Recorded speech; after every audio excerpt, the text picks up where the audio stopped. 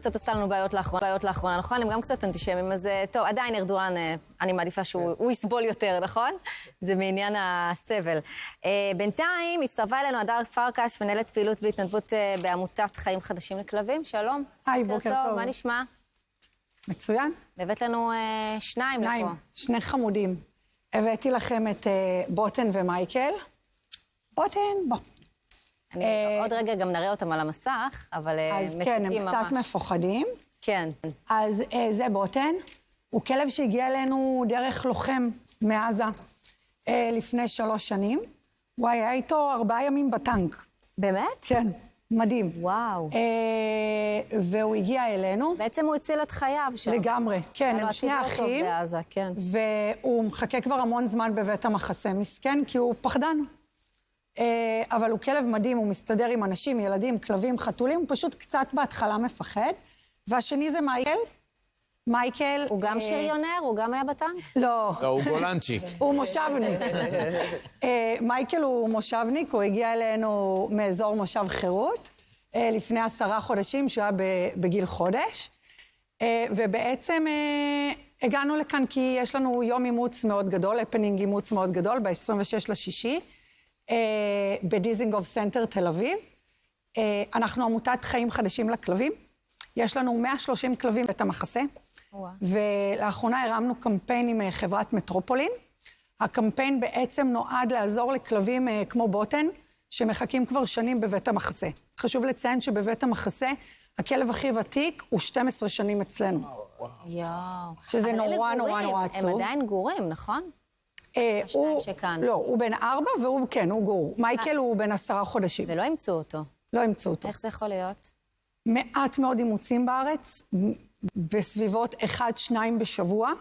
באמת? ויש מעל 130 כלבים בבית המחסה. ואנשים קונים כלבים, לצערי הרב, אנשים קונים, וזאת בדיוק הבעיה, שזה בא על חשבון הכלבים המשוטטים והכלבים המסכנים שמגיעים להסגרים. יש איך לאכוף את זה שאנשים קונים כלבים, או שזה משהו לצערי עדיין לא. הלוואי ויהיה אפשר לעזור להם, כי יש כלבים מדהימים בבית המחסה, והם מגיעים גורים בני חודש, והם לא זוכים לבית, כי אין מספיק אימוצים, ובגלל זה חברת מטרופולין עשתה איתנו שיתוף פעולה. שיתוף פעולה הוא בעצם על האוטובוסים שלהם. זה עוזר לנו להגיע לקהלים אחרים, והמטרה היא לעזור לכלבים כמו בוטן, שסתם מחכים כבר 4 שנים לבית. ואמרתי לכם, הזקן שלנו מחכה 12 שנים לבית, והוא כלב מושלם. הקמפיין בעצם, קוראים לו התחנה הבאה בית, והוא נועד לעזור לכלבים שכבר שנים מחכים להגיע לבית.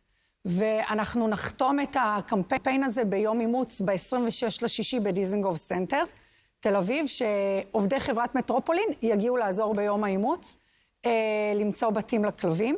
מעבר לזה, כל שישי אנחנו נמצאים בקינג ג'ורג' 32 תל אביב, מחפשים להם בתים. כל שישי אנחנו מגיעים, והלוואי ותגיעו לאמץ, כי יש כלבים מדהימים, וזה כל כך עצוב לראות אותם פשוט נמקים בכלובים, ולא מגיע להם עם כל החום והאהבה שאנחנו באמת לתת להם, אנחנו לא בית. כשאני מגיעה למשמרת בהתנדבות, אני מגיעה ל5 שעות ל-130 כלבים. כמה אני כבר יכולה לתת ב5 שעות ל-130 כלבים? הם צריכים בית. וואו, את ממש מדברת מדם ליבך, רואים שזה ממש... כי זה כואב. זה כואב, אני עושה את זה 11 שנים, וזה מאוד מאוד כואב לראות אותם. חלקם הגיעו לי יחד איתי, והם היו תינוקות, והם עדיין שם, ולא מגיע להם. ובטח שמישהו יוצא משם, אז אתם, זה איזשהו יום... וואי. חג אין אושר יותר גדול בעולם מלראות אותם זוכים לבית. ואנחנו מלווים אותם גם בבית, ואנחנו בקשר, וכל יום שישי לפני כניסת שבת, אנחנו מקבלים מין שבת שלום מכל החבר'ה, וזה הכי מרגש בעולם. הכי מרגש בעולם. אז מי שרוצה ליצור איתכם קשר, איך עושים את זה? אז אפשר לחפש אותנו בגוגל, פייסבוק, אינסטגרם, עמותת חיים חדשים לכלבים.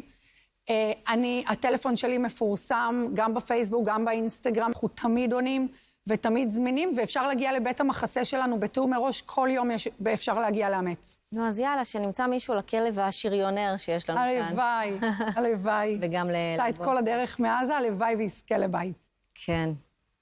הדר, תודה, תודה רבה לך. תודה לכם על ההזדמנות. כל הכבוד לך על העשייה הזאת, באמת. תודה רבה. כל הכבוד. כן, טוב, יובל, מה יהיה עם לבנון?